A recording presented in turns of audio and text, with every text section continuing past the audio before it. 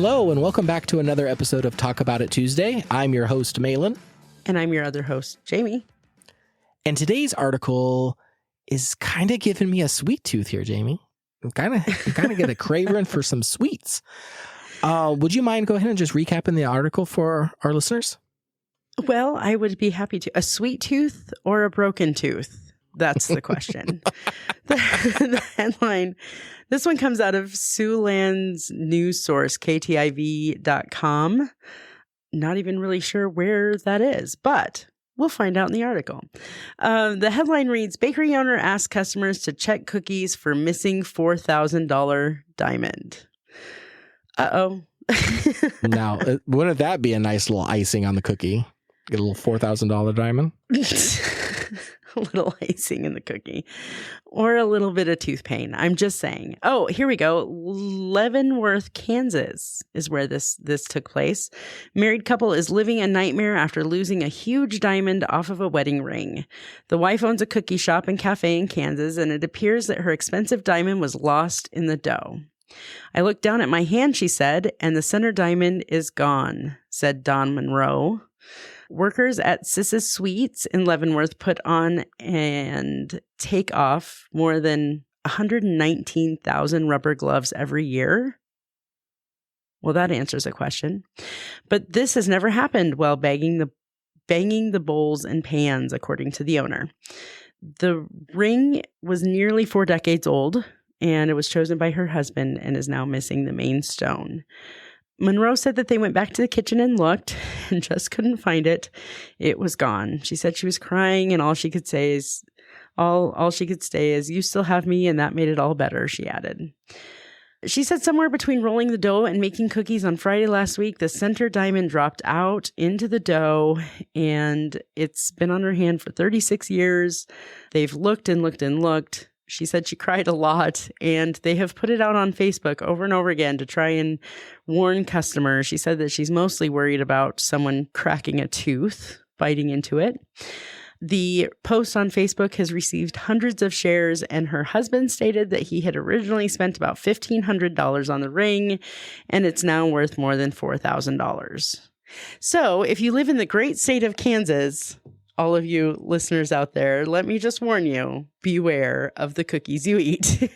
Okay, so I have a couple things, and the article tries to explain one of them away. So first of all, that is tragic that she lost her wedding diamond. That I can only imagine what she must be going through. That's number one. Number two, I don't care what they've said in the article. They've taken, what'd you say, 119,000 rubber gloves every year.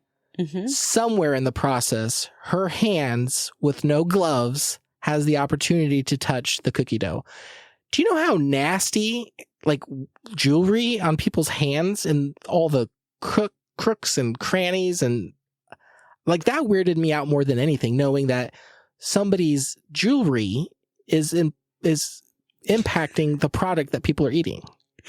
You know, the only thing I thought of, okay, yes, my first thought was, okay, what were your hands doing in the dough without gloves on anyway, right? Thank you. So I'm sorry you lost your ring, and that is genuine. I'm genuinely sorry that you lost your diamond, but I must have skimmed over the part where they said they use 119,000 gloves a year, and I think I understand now how that might have happened. If it was loose and she pulled the glove off, it could have fallen out of the glove. You know what I mean? Like, so now I don't think she necessarily had to have her hands in the dough. It could have just fallen out. I think the exact opposite. I'm like, if your gloves were on properly, then that should never have happened. And you're like, oh, I can understand now. No, that's so funny. If it's loose enough and it came off in the glove, or the glove jarred it loose when she pulled the glove off, you know, I could see that happening. I mean, I've not lost a stone out of a ring or anything like that, but I've had a ring that came off into the glove. So it makes sense to me. Of course, then I'm thinking, why would it maybe it's not in the dough. It could also be in the bottom of the glove. Just a thought. Yeah, but you don't know. I mean, until you find the stone, you have to assume that it's in the product. You have to. Thank goodness she's being transparent. I put myself in that spot and I'd be like, oh God, how embarrassing it would be to be like, hey, friends. Okay. shameless plug here for a second, but do you remember when my wife and I had that short online cookie business? I'm so sad you don't still have the short online cookie business, but yes. Yes. So we cooked the dozens upon dozens upon dozens of our gourmet cookies from our home. And when we did that, we took extra precaution where we wiped down everything. We like re-sanitized every surface, the table, all of the cleaning material, all the cooking materials had already been cleaned. Like we made sure everything was done. We put on hair nets. We had aprons that we put on. We took off all of our jewelry, washed our hands, gloved ourselves. And we took every precaution to make sure that nothing had even the opportunity to fall into the dough and I think we were being ultra sensitive because we were working out of our home to begin with. And right. I know they have a brick and mortar bakery, but to me, it's like, it's the same thing. I don't know why you would leave your ring on, even with gloves, to do baking. And especially with making cookies, you're rolling, you're kneading, you're mixing, you're scooping, you're taking things in and out of the oven. Even if the ring stayed on your hand, it's still a really hard wear and tear on your jewelry. That's a sidestep. Again, that's a personal preference. I'm not trying to go after the lady for if she decided to wear rings on. But what I don't get is why you would have them on during making cookies because of this exact scenario. You don't know. The stone goes missing. You have to assume it's in the product. Now you have to tell everybody. You have to say, hey, there's a possibility a foreign object fell into our cookies. Please watch out. Oh, and not only watch out, but if it happens, bring it back to me, please. Thank you. Like that's just weird. Well, I think the article, if I remember right, her husband he's going to have to replace it. So I don't know that they're expecting someone to bring it, but she did say that there would be lots and lots and lots and lots and lots of free cookies offered for the person that brought it in. Of course, I don't know if I almost choked on a $4,000 diamond that I would want cookies from that establishment again personally, but maybe it's a small town and they all know each other. The cookies in question are either chocolate chip, sugar, or peanut butter cookies. So again, I just wanted to get that information out there in case we have someone in Leavenworth, Kansas that listens. Please be careful. And is this a local baker shop? Do they ship their cookies? I mean, who knows where this diamond could be? Oh. And now you're making me want to Google. Yeah. And now if somebody finds a diamond in their cookie, are they even going to say anything? So you could run the risk of you found this diamond, you mentioned something, you have to give the diamond back. Or do you find this diamond and just stay quiet and just keep the diamond? I would be really sad if that was the case. I mean, if I were in that situation, I would want to like bring it back, and because I would be devastated. 36 years of marriage and I lose my diamond that I've had on my finger for 36 years. I would be very sad. Without question. But if you're the person who ate the cookie and say it split your lip, or you're just mad because there was a diamond in your cookie and it could have hurt you, would you just keep it out of spite? Or would you still be like, you know what, this needs to go back to them because I know this wasn't intended to be in my cookie. I'm going to do the good thing and send it back to them. Right. I don't know. I don't know that I see that they ship, but they do have a website. So it's possible. So buyer beware. Although it's already out there. So if you've purchased from this bakery, you might want to be careful. But I'm sure she makes great stuff. The pictures look amazing. So I don't know. One accident shouldn't define, or make or break your business. That's not what I'm saying. But what it makes me start questioning is some of the practices that they just want to assume. Yeah, we wear gloves. We go through 119,000 a year. So we wear gloves all the time. Then how is it that a foreign object like a diamond from your ring is even being considered being part of the dough? For me, it just makes a kind of a highlighter across that statement and makes me go, really? You really practice all the time? Like there's no shortcuts you take? You weren't just kneading that dough and we were like, oh, I'll get a glove later. My hands are clean. I washed them type of scenario.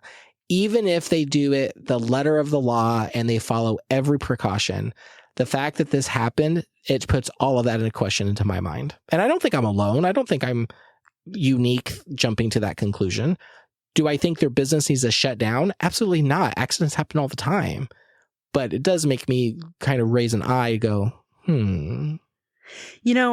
I think here's what I'm going to do. I'm going to look into this and see if they do ship. And if they do, I'm probably going to buy a dozen cookies so I can help them replace the diamond. And I might just even put that in there. Like, please add the profit from my cookies to the fund to replace the diamond.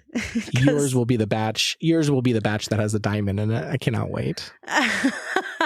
No, they were already baked and hopefully sold. I don't know. When was the date? Let me look at the date. Hang on. Because this could be, it could be a lot older. I found this and just died. I was like, we have to do this one. So that's why we're here today. But if memory serves, I think it was early April, April 12th. Yep. So on April 12th, it was the week before. So, I'm sorry, Mrs. Monroe, Dawn Monroe. I'm sorry you lost your diamond. And I personally don't think you did it on purpose. So I give you grace and I will buy some cookies. Okay, so now I got to course correct. I don't think she intentionally injected her diamond.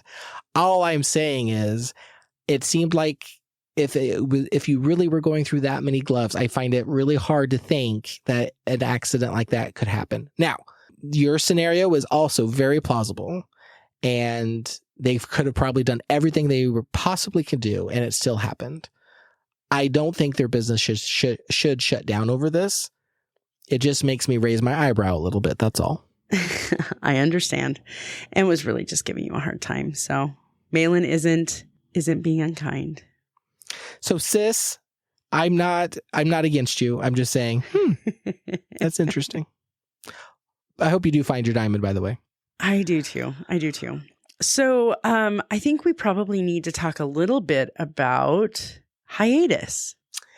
Yes. So, Jamie and I are concluding Roundtable Mindset Season 1 and Talk About It Tuesday Season 1. We are taking some much needed time where we can just unplug, recharge our batteries, and refocus on our podcast a little bit. So we are going to take the month of May off completely, and we will not be releasing any Talk About It Tuesdays or Roundtable Mindset episodes for the entire month.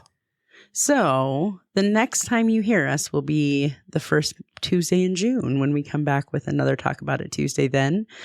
But yeah, we're going to do a refresh and a reset and come back with a season 2. So if you come across any great articles in May, though, it's not like we're disappearing off the planet altogether.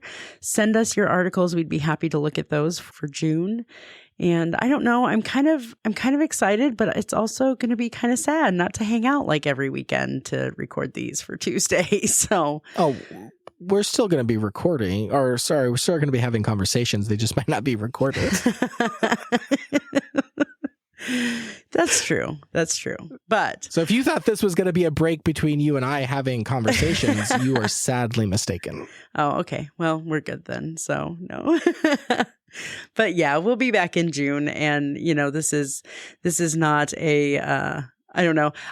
There's been podcasts in the past where they say they're taking a little hiatus and then they don't come back, and that's not at all our intent. We plan to be back first Tuesday in June. So stay tuned in and watch your feeds for the drop of the episode, and in the meantime, catch up, go back and listen to the old episodes and enjoy some of.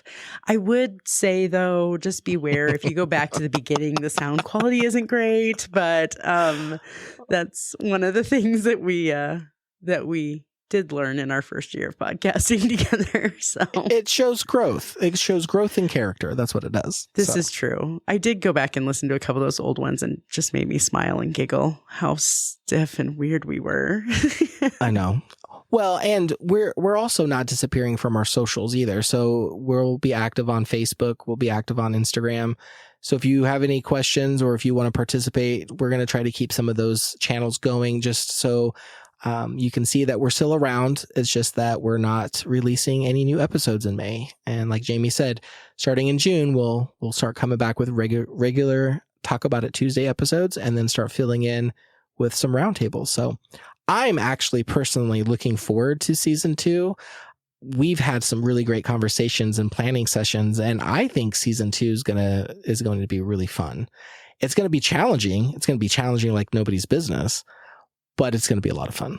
Yeah, I'm pretty excited too. I think it'll be great. So we won't be asking you to tune in to Roundtable Mindset next week. I just want to take a minute to do a quick plug for our Patreon too. That's a really great way to interact with us as well. You will get early access to Talk About It Tuesday with some of our tiers, and some of our tiers you get both that and Roundtable Mindset. So you'll get to listen even before everybody else when we come back. We've got some things in the plans and the works for our Patreon supporters also. So take a peek if you'd like. The link will be in the description, and we hope to see you when we come back for another episode. We will see you the next time when we come back. It just won't be till June. All right. Thank you for listening. Kind of going through this with us. We cannot say we appreciate you enough. Have a great May, and we'll see you in June. Thanks, everyone. Have a great week. Month. Bye-bye. Bye.